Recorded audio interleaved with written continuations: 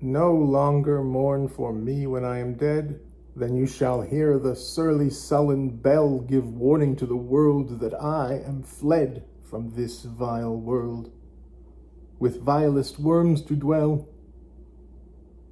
Nay, if you read this line, remember not the hand that writ it.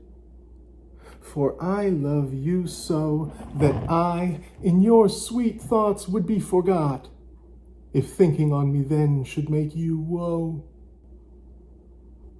Oh, if I say you look upon this verse when I perhaps compounded am with clay,